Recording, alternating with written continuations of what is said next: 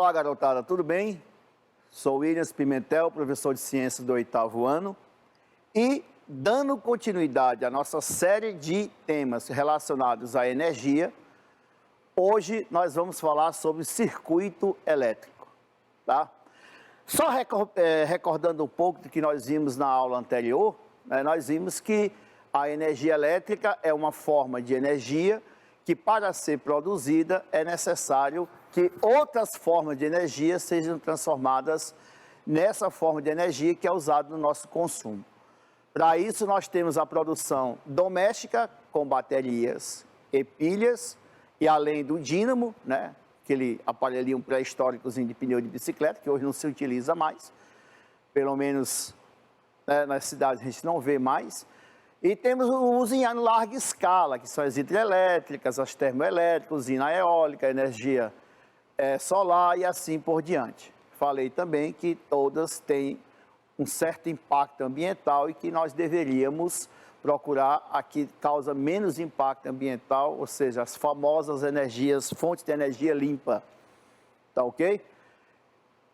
E hoje nós vamos falar sobre circuito elétrico, é uma coisa mais voltada para a nossa casa mesmo. Tá certo? Então, vamos começar. Primeiro, vamos entender a definição básica, né? Entender o que é um circuito elétrico. Circuito elétrico é tão somente um conjunto de componentes constituído, né, de um ou mais geradores elétricos que alimentam determinados dispositivos, ou seja, alimentam os nossos eletrodomésticos, as lâmpadas, tudo que utiliza energia elétrica dentro da nossa casa. Tá ok? Então vamos lá. De que é composto o circuito elétrico? Basicamente, o circuito elétrico ele é composto por uma fonte de alimentação ou gerador, que é aquele que vai fornecer energia para o sistema, que pode ser os dínamos, o famoso dínamo que eu falei na aula anterior, que transforma a energia do movimento, energia cinética, em energia elétrica, produz energia contínua. Os alternadores, como o próprio nome já sugere, ele produz corrente alternada, mudando a polaridade e o potencial elétrico da corrente. Os eletroquímicos, que produzem também somente energia contínua, que são as baterias e as pilhas. Essas são os principais geradores que nós temos. Aí você tem os resistores, que controlam a intensidade da corrente, e os capacitores.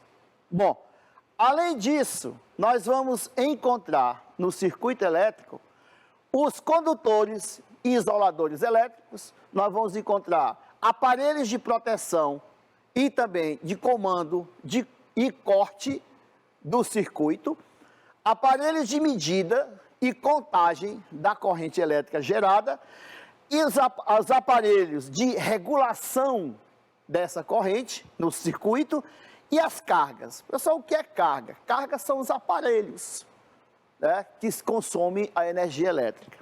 E aqui só para mostrar para vocês um circuito simplificado de um sistema de corrente alternada e de corrente contínua.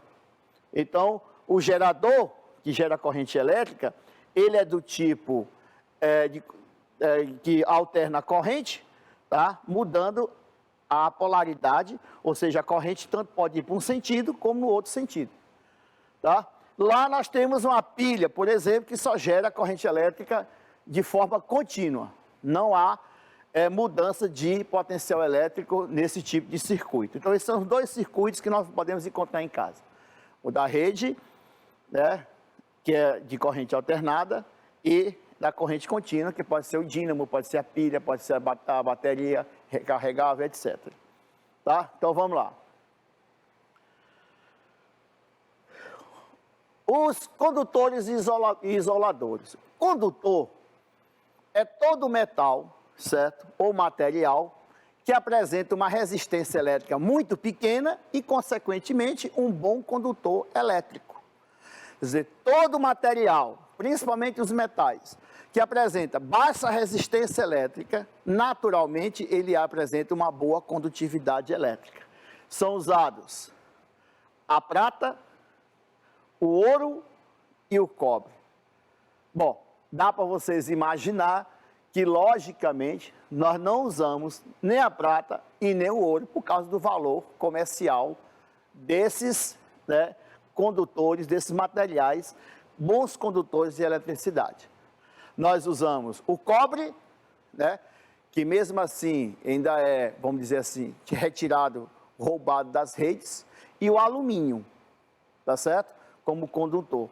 Mas, hoje em dia, você pode fazer um cabo de um material menos nobre na condução e recoberto, por exemplo, de uma superfície de cobre, que é para baratear os condutores. E nós temos o isolador, porque se a corrente elétrica passa por um condutor elétrico, se a pessoa acidentalmente tocar e fechar um circuito, ele vai tomar um choque elétrico. Então, o isolante, ele é o oposto do condutor. Ele é um material que apresenta grande resistência elétrica. Portanto, é um mau condutor de corrente elétrica. Por exemplo, plástico, papel, madeira, verniz, borracha, tá? Então, os fios elétricos, que são os condutores, eles são encapados, né, por isoladores que geralmente são feitos de plásticos ou de borracha. Nós temos o fio elétrico e temos também o cabo elétrico, que é formado por mais de um fio elétrico bem reforçado no seu isolamento, ok? São coisas que você conhece do seu dia a dia, só que nós estamos dando uma definição mais técnica. Bom, os aparelhos de proteção, certo? Por que existe aparelhos de proteção? Para evitar, certo, 3 problemas básicos. Um deles é o curto-circuito, que é o contato acidental entre o condutor positivo e o condutor negativo, né? 2 fios, um que conduz energia e um que recebe energia. Se eles se tocam, tá? Ou seja, o circuito da corrente elétrica que deveria passar por todo o sistema, quando eles se tocam, eles fecham o circuito, né? Deixam o circuito mais curto e provocam uma descarga elétrica, certo? Provocando o chamado choque elétrico, tá certo? Então, isso acontece quando você, por exemplo, pega num fio, certo? Que você não estando isolado, a corrente elétrica, ao invés de passar pelo circuito, vai pelo seu corpo, procurando um caminho mais curto e acaba provocando um choque elétrico. Então, existem aparelhos para evitar isso, como, por exemplo, os isolantes, né, que são mau condutores de energia e evitam o contato dos condutores, né, de carga positiva e negativa. Sobrecargas é o aumento da intensidade da corrente numa carga ou numa instalação. Por exemplo, é muito comum aqui em Teresina e é danado para queimar aparelhos domésticos. Falta energia elétrica, você fica sem energia, faz a reclamação e muitas vezes quando essa energia retorna ao seu lar, ela vem numa intensidade muito elevada. Você percebe isso que a lâmpada da sua casa fica muito mais brilhosa, né? A intensidade da luminosidade é muito maior, certo? Essa sobrecarga de energia que entra na sua casa, ela pode queimar aparelhos elétricos que não suportam grandes variações de intensidade de corrente.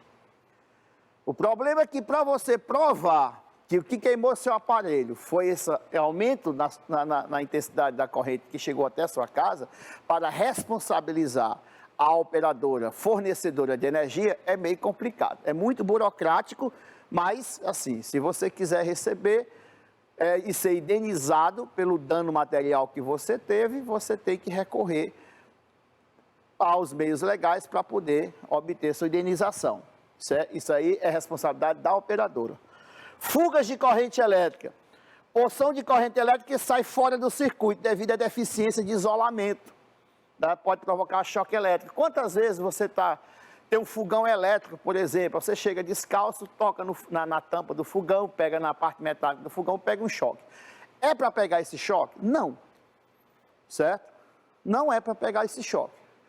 A não ser que ocorra algum vazamento de corrente que está passando para a parte metálica do eletrodoméstico. No caso, o fogão, porque muitos dos fogões hoje em dia funcionam com um dispositivozinho elétrico. E aí você pega o choque. Geladeira, televisão, qualquer aparelho doméstico pode ter vazamento de corrente. Daí a importância de você ter, por exemplo, o aterramento, tá? Por isso que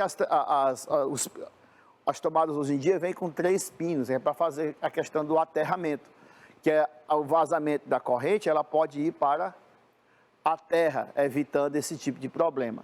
É um dos motivos. Então, você pode evitar esse problema, né, observando e analisando os isoladores, se há algum fio desencapado, vamos dizer assim, né, sem o condutor sem o isolante adequado, para ver se ele está tocando alguma parte metálica do seu aparelho, certo?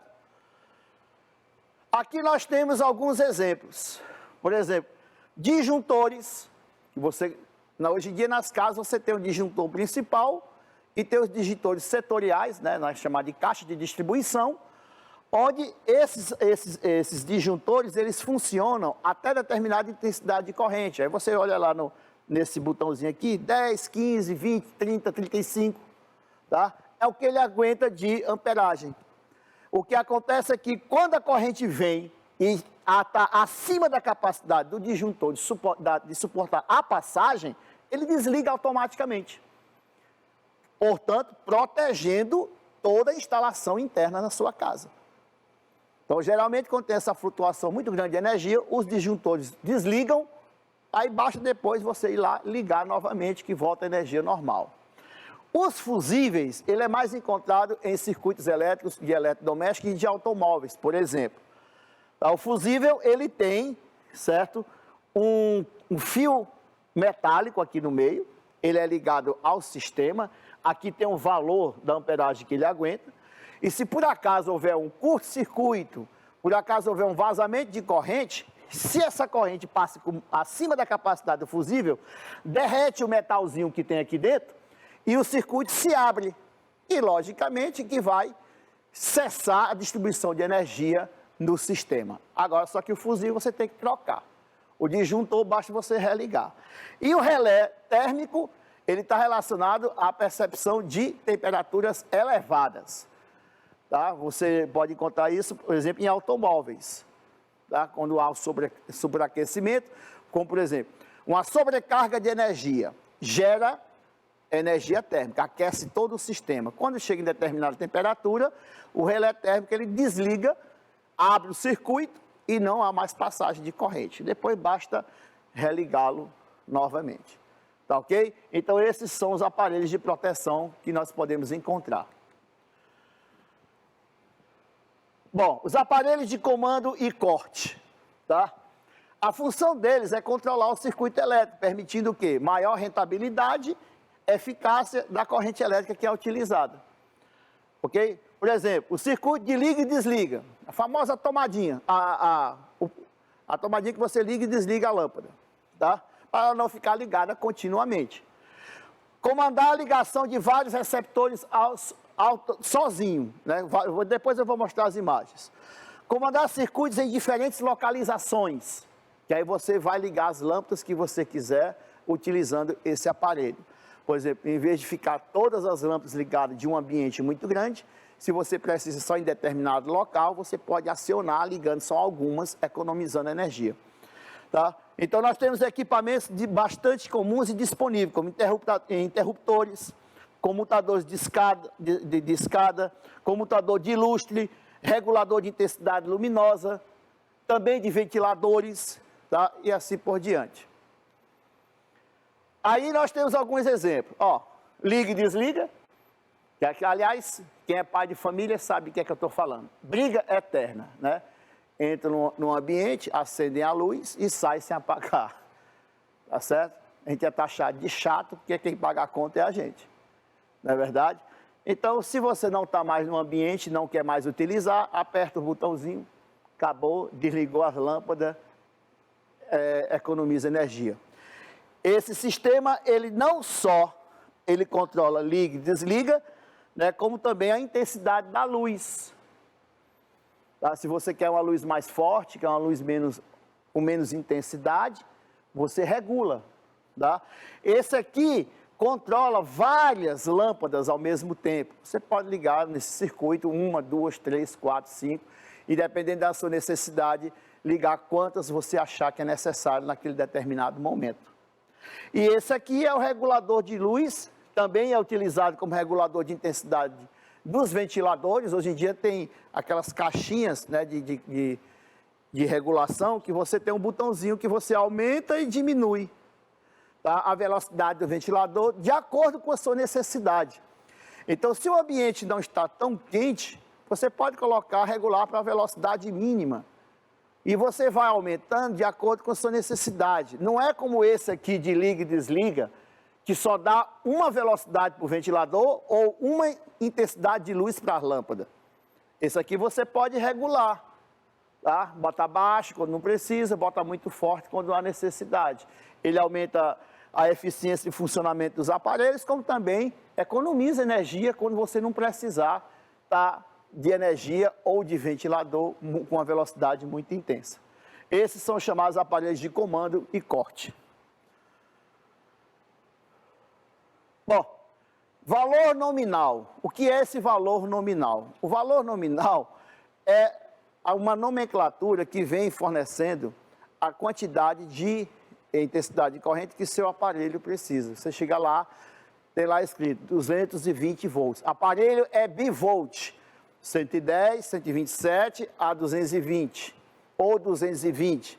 Você tem que regular isso de acordo com o local que você mora. Por exemplo, tem muitos produtos que nós compramos de fora, lá do sul e do sudeste, que o valor nominal da corrente que deve receber é de 110 ou de 127 volts. Se você for ligar na tomada daqui, vai gerar uma sobrecarga e vai queimar o seu aparelho. Então, você tem que estar de olho. Quando você for comprar, principalmente agora, usando a internet, o detalhe, se o aparelho que você vai comprar, ele é bivolt, ou só aceita um tipo de corrente. Tá? Senão, se você trouxer lá do sul para cá, você ligar direto na tomada, você vai queimar seu aparelho. Então, é bivolt, e quando o aparelho chegar, faça a opção para 220. Nós usamos 220 volts, tá certo? E aí você vai evitar problemas de sobrecarga e a queima do seu aparelho, tá bom? Bom, aparelhos de medida, contagem e regulação dos circuitos, né, da corrente no circuito. A função é quantificar os valores de grandeza em circuitos e instalações elétricas, controlando a variação e atuação em sobrecargas onde a proteção falharam. Isso aí é mais de uso dos técnicos em rede elétrica, tá? Dificilmente você vai encontrar uma pessoa leiga usando esses aparelhos. Né? Quais são eles? O amperímetro, mede a intensidade da corrente, ampere. Voltímetro, a tensão da corrente, 210, 220. Altímetro, a potência da corrente elétrica, em watts, tá? Você vai lá, a potência do secador de cabelo, é 800 watts, 1500 watts. Ohmímetro, que é a resistência elétrica, e o multímetro. O multímetro é um aparelho que reúne todas as funções num só. Hoje em dia, os técnicos utilizam mais o multímetro, porque basta fazer a opção e ele utiliza para mensurar, né, tanto a intensidade, a tensão, a potência e a resistência do seu aparelho, ou da instalação da sua casa, tá? Então, não é um instrumento que você vai encontrar facilmente. Está aqui, ó. Ok? Então, aqui, nesse aparelhinho, esse aqui é um analógico, um antigão do meu tempo. Tá? Você liga os cabinhos aqui nesses plugs e vai fazer a regulagem e a aferição das medidas. Esse é o digital, já está tudo certo no ponto só de você usar. Tá? Aqui tem a escala de volt, aqui tem a escala de resistência, aqui tem a escala de corrente, ampere, de intensidade de corrente, da voltagem, tá? E aqui você controla, né, os valores que você quer. Ali são os conectores que você vai ligar no circuito. E é lógico que provavelmente ninguém tenha esses equipamentos em casa, tá? A não ser que seja um eletricista. Bom, os aparelhos de regulação, eles regulam o valor da intensidade da corrente, regulam o valor da tensão da corrente, da potência e do fluxo, né, da corrente no circuito, tá? Que pode ser regulação manual ou automática. Aquele da figura embaixo é de regulação manual, tá? Vocês já devem lembrar daqueles aparelhinhos universal fontes universais usadas em laptops, quebra fácil aqui dali, tá?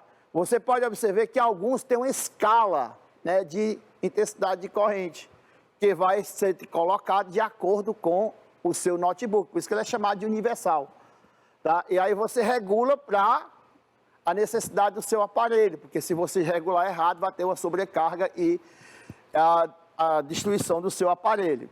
Então, ele pode ser manual ou pode ser automático.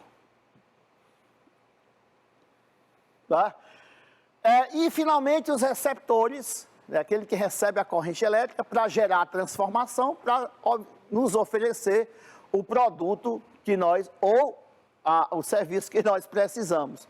Então, é qualquer equipamento que absorve energia elétrica, certo? Produzindo um determinado trabalho, transformando a energia elétrica em energia luminosa, energia sonora, energia térmica, energia cinética, entre outras fontes de energia. Os circuitos elétricos, portanto, eles existem devido à necessidade de alimentar essas cargas, ou seja, esses nossos receptores, os nossos aparelhos eletrodomésticos, ok? Então, esses aparelhos, para poder funcionar com eficiência, com economia e com proteção, precisa de todo esse maquinário que eu citei anterior para funcionar bem. Beleza? Bom, aparelhos receptores, aí você vem. Aqueles que estão relacionados com a transformação de energia elétrica em energia luminosa, lâmpadas incandescentes, que apresentam um fio de tungstênio dentro dela, a energia passa por esse fio, aquece, ele vai gerar uma energia luminosa quando incandescente. Consome muita energia, tá? Aí você tem as lâmpadas fluorescentes e lâmpadas de halogênio, que a energia passa pela lâmpada, aquece os gases que estão dentro da lâmpada, fazendo com que eles emitam energia luminosa. Transformação de energia elétrica em energia luminosa. E também energia térmica, porque aquecem. E nós temos também os LEDs, que é a tecnologia mais recente, que tem baixo custo, baixo consumo e aquece bem pouco. Aquecimento são os irradiadores, os aquecedores de ambiente, ferro elétrico, né, de engomar, fogões elétricos, torradeiras, que transformam a corrente elétrica no seu circuito em energia calorífera ou energia térmica, tá? Com várias finalidades. Também podemos colocar a força motriz, né, que transforma a energia elétrica em movimento. Por exemplo, máquina de lavar roupa e louça, tá? Aspirador de pó, ventiladores, batedeiras. Então, elas transformam energia elétrica em energia cinética ou energia mecânica. Sinalização, ou seja, a sua campainha, o cara toca lá, fecha o circuito, transforma a energia elétrica em som.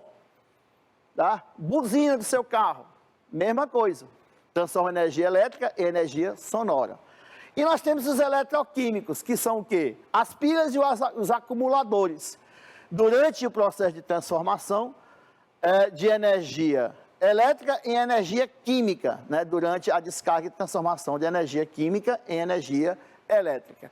E aí depende do tipo de aparelho que você queira. Então você tem, por exemplo, as pilhas convertem energia química em energia elétrica. Beleza. As baterias de computadores também, né, de laptops. Já a bateria do seu carro faz o quê? Transforma a energia elétrica que vem do gerador em energia química, energia potencial. E aí quando você liga seu carro, essa energia é usada para disparar o seu motor de partida. Efeitos da corrente elétrica, né? Aí, como já foi mencionado nos instrumentos, nós só vamos falar diretamente só dos efeitos. Calorífico, efeito térmico, tá? Que geralmente, devido ao choque entre elétrons em movimento no material condutor, então o condutor, quanto mais fino ele for, mais rapidamente ele aquece, tá? O gás, quanto menor ponto de interação com energia elétrica, maior vai ser a luminosidade e também a liberação de calor. Os efeitos luminosos, né, choque entre os elétrons e os átomos de filamento de lâmpada, que além de aquecer, produz luz. O magnético consiste em provocar alterações na orientação em material magnético. Tá? O químico, a decomposição da água em hidrogênio e oxigênio, os chamados catalisadores. Inclusive a produção de energia elétrica. Então, gente, era basicamente isso que eu queria mostrar para vocês com relação a circuito elétrico. Então, é uma coisa que está dentro da sua casa, é uma coisa que não é, certo, muito misterioso, pelo menos a nível, certo, de você ter as compreensões básicas necessárias para você acabar não tendo prejuízo no seu lar, tomar alguns cuidados de proteção, certo? Para evitar essas sobrecargas e problemas de destruição dos seus aparelhos. Observe essas coisas que você vai economizar energia, você vai proteger os seus equipamentos, né? E no final do mês, certamente, seus pais vão agradecer com a conta de energia. Tá ok? Então, até a próxima, minha gente, se Deus quiser. Até!